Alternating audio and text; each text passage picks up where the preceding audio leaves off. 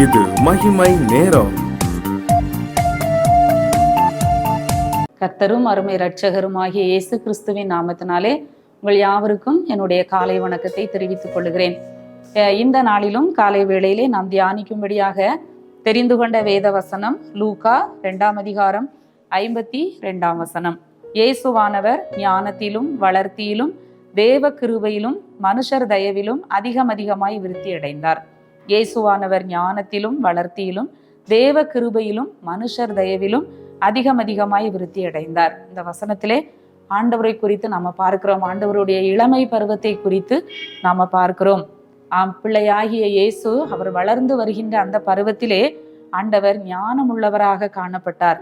அவர் வளர்த்தியிலே தேவ கிருபையிலே மனுஷர் தயவிலே அதிகமாய் விருத்தி அடைந்தவராக ஆண்டவர் காணப்பட்டார் என்று சொல்லி நாம் இந்த பகுதியிலே வாசிக்கிறோம். பெற்றோர்களாகிய நமக்கும் நம்முடைய பிள்ளைகள் மேல ரொம்ப எதிர்பார்ப்பு உண்டு, ரொம்ப கரிசனை உண்டு, ரொம்ப நமக்கு ஒரு வாஞ்சை உண்டு. நம்ம பிள்ளைகளும் எப்படி இருக்கணும்? ஞானமா இருக்கணும். நம்ம பிள்ளைகளும் எல்லாவற்றிலும் வளரணும். இன்னும் கூட நம்ம பிள்ளைகள் தேவ கிருபையை பெறணும், மனுஷர் தயவை பெறணும், விருத்தி அடையணும் என்று சொல்லி பெற்றோர்களாகிய நாம வாஞ்சிக்கிறது உண்டு. நமக்கு முன்னோடியாக ஆண்டவராக இயேசு கிறிஸ்துவும் அவருடைய பிள்ளை பருவத்திலே அவரும் இப்படிப்பட்ட ஆசீர்வாதத்தோடு ஆண்டவர் வாழ்ந்தார் என்று சொல்லி நாம பார்க்கிறோம்.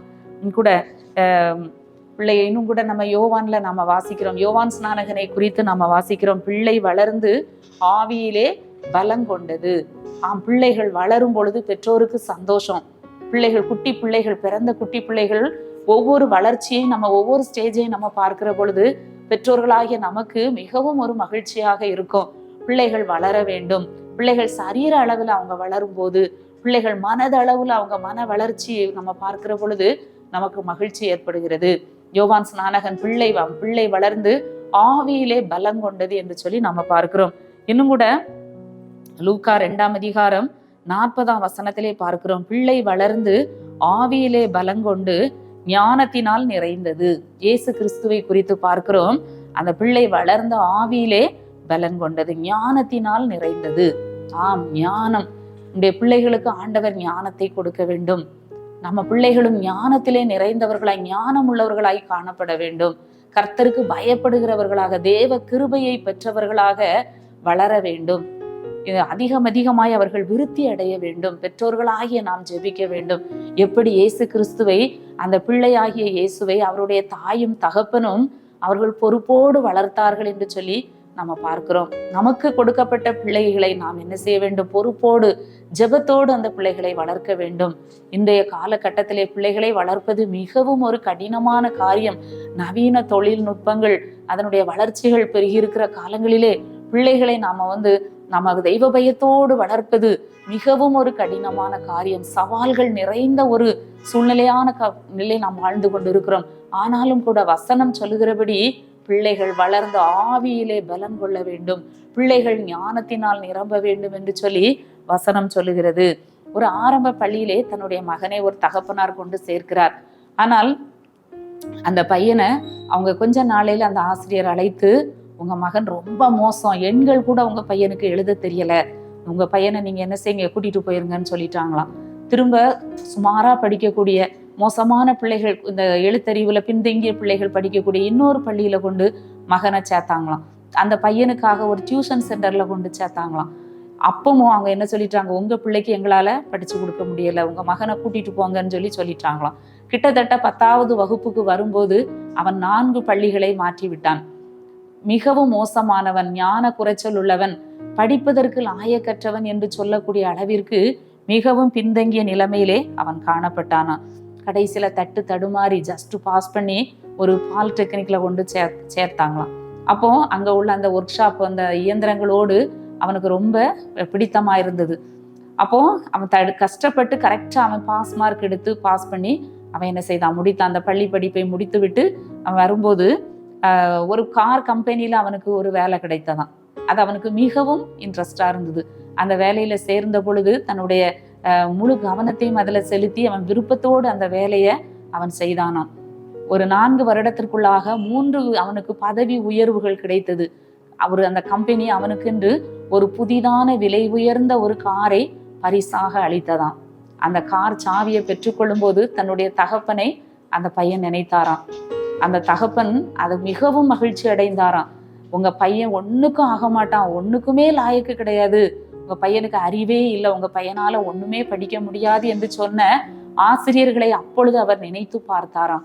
அந்த பையனுடைய வாழ்க்கை மாறியது. இன்றைக்கும் கூட நம்முடைய பிள்ளைகளை குறித்து நினைக்கலாம், பிள்ளை ஒண்ணுக்கும் ஆக மாட்டான்னு சொல்லி ஆசிரியர்களோ மற்றவர்களோ சொல்லலாம். ஞானம் இல்லாத பிள்ளைகளாக இருக்கலாம். ஆனா பெற்றோர்களாகிய தாயாகிய நாம நம்ம பிள்ளைகளுக்காக நம்ம ஜெபிக்கிற பொழுது, நம்ம பிள்ளைகளுக்காக மன்றாடுகிற பொழுது ஆண்டவர் பிள்ளைகளுக்கு ஞானத்தை கொடுக்கிறார். ஆண்டவர் பிள்ளைகளுக்கு அந்த கிருபைகளை கொடுத்து பிள்ளைகள் வாழ்க்கையிலே வளர்ச்சியை ஆண்டவர் கட்டளையிடுகிறார். படிப்பு மட்டுமே பிள்ளைகளுக்கு என்ன செய்யாது, ஆசீர்வாதத்தை கொடுக்காது, உயர்வுக்கு கொண்டு வராது. பிள்ளைகளை கர்த்தருக்கு பயப்படுகிற பயத்தோடு நல்ல பண்புகளோடு நாம கொண்டு வரும்போது, வளர்க்கும் போது அது அவர்களை உயர்வுக்கு கொண்டு வருகிறது என்று சொல்லி நம்ம பார்க்கிறோம். எனவே நாம் சோர்ந்து போகாமல் பிள்ளைகளுக்காக நம்ம தொடர்ந்து ஜெபிக்கிற பொழுது நிச்சயமாக நம்முடைய பிள்ளைகளும் நல்ல நிலைமைக்கு வருவாங்க என்பதிலே சந்தேகமே இல்லை. பிள்ளைகளுக்கு நம்ம என்ன செய்ய வேண்டும், அதிகமாக வேதத்தை கற்றுக் கொடுக்க வேண்டும். ஒருவேளை அவர்கள் பலவீனமானவர்களாக இருக்கலாம், சரீர அளவுல பலவீனமானவர்களாக இருக்கலாம், இன்னும் கூட சரியான வளர்ச்சி இல்லாதபடி அவர்கள் இருக்கலாம். ஆனால் கர்த்தர் நமக்கு கொடுத்த குழந்தை, கர்த்தர் நமக்கு கொடுத்த பிள்ளை, ஆண்டவர் அந்த பிள்ளையை ஆசீர்வதிப்பார் என்று சொல்லி நம்ம ஜெபத்தோடு அந்த பிள்ளைகளுக்கு நம்ம தியாகமாக வளர்க்கிற பொழுது நிச்சயமாக அந்த பிள்ளைகள் ஒரு காலத்துல அவர்கள் ஞானத்திலும் அறிவிலும் தேவ கிருபையிலும் அவர்கள் விருத்தி அடைவார்கள் என்பதிலே சந்தேகமே இல்லை. எல்லா குழந்தைகளையும் ஆண்டவர் ஒரு நோக்கத்தோடு தான் அந்த பூமியில அனுப்பி இருப்பார். நாம் அதனால நம்முடைய பிள்ளைகளை குறித்து சோர்ந்து தொடர்ந்து பிள்ளைகளுக்காக நாம ஜெபிப்போம். நம்ம வாசிக்கிறோம், அவர்கள் பேதைகளாக இருந்தாலும் திசை கெட்டு போக மாட்டார்கள். ஒருவேளை அவங்க பேதை பிள்ளைகளாக இருந்தாலும் நம்ம அவர்களுக்காக ஜெபிக்கிற பொழுது அவர்கள் திசை கெட்டு போக மாட்டார்கள். ஆண்டவர் அவர்களுக்கு உதவி செய்வார். ஏதாவது ஒரு போக்கை ஆண்டவர் அவர்களுக்கு கட்டளையிடுவார். அவர்கள் இந்த பூமியிலே வாழ ஏதாவது ஒரு வழியை ஆண்டவர் கட்டளையிடுவார். பெற்றோர்களாகிய நாம் நம்முடைய பிள்ளைகளுக்காக பாரத்தோடு ஜெபிக்கிற பொழுது, சிறு வயதிலேயே நல்ல ஒழுக்கங்களை கற்றுக் கொடுத்து பிள்ளைகளை வளர்க்கிற பொழுது, மற்ற பிள்ளைகளை விட நம்ம பிள்ளைகள் படிப்புல திறமை இல்லாம இருக்கலாம், ஒருவேளை திறமைசாலிகளாக இல்லாம இருக்கலாம், பலவீனர்களாக இருக்கலாம். ஆனாலும் நம்ம சோர்ந்து போகாமல் நம்முடைய பிள்ளைகளுக்காக ஜெபித்து பிள்ளைகளை நம்ம வளர்க்கிற பொழுது நிச்சயமாக ஏதாவது ஒரு விதத்திலே பிள்ளைகள் வாழ்க்கையிலே சாதிப்பார்கள். எத்தனையோ பேர் தங்களுடைய வாழ்க்கை படிப்பு பேதையாக இருக்கலாம், படிப்பு கல்வி ஞானம் இல்லாமல் இருக்கலாம். ஆனாலும் கூட நம்ம ஜெபத்தோடு அவர்களை வளர்க்கிற பொழுது ஏதோ ஒரு விதத்திலே ஆண்டவர் அவர்களை உயர்த்துவார். அவர்களுக்காக ஏதோ ஒரு வழியை ஆண்டவர் திறந்து கொடுத்து இந்த பூமியிலே வாழ ஆண்டவர் பலன் கொடுப்பார். நாம் தாயாகிய தகப்பனாகிய நாம் நம்முடைய பிள்ளைகளுக்காக நாம் ஜெபிக்கும் போது நம்முடைய பிள்ளைகளும் ஆவியிலே பலன் கொண்டவர்களாக வாழ முடியும் என்பதிலே சந்தேகம் இல்லை. ஆண்டவருடைய முகத்தை நோக்கி பார்த்து ஜெபிப்போம். எங்களை நேசிக்கிற நல்ல ஆண்டவரே, இந்த நல்ல மகிழ்ச்சியான காலை வேளைக்காக உம்மை துதிக்கிறோம், உம்மை ஸ்தோத்திரிக்கிறோம். நாளிலும் கர்த்தர் எங்கள் பிள்ளைகளை குறித்து கொடுத்த நல்ல வார்த்தைக்காக உமக்கு நன்றி செலுத்துகிறோம். இயேசுவானவர் ஞானத்திலும் வளர்த்தியிலும் தேவ கிருபையிலும் மனுஷர் தயவிலும் அதிகமாய் விருத்தி அடைந்தது போல ஆண்டவரை எங்கள் பிள்ளைகளும் ஆண்டவரை எல்லா விதத்திலும் விருத்தி அடையட்டும். ஞானம் கொடுங்க, கல்விமானி நாவை கொடுங்க. பிள்ளைகளுக்கு ஆண்டவரை உலகத்துல வாழ ஒரு போக்கை விடுங்க சுவாமி. எங்கள் பிள்ளைகளையும் கர்த்தர் ஆசீர்வதித்து உயர்த்துங்க. மீட்பர் இயேசு கிறிஸ்துவின் மூலம் ஜெபிக்கிறோம் நல்ல பிதாவே, ஆமேன்.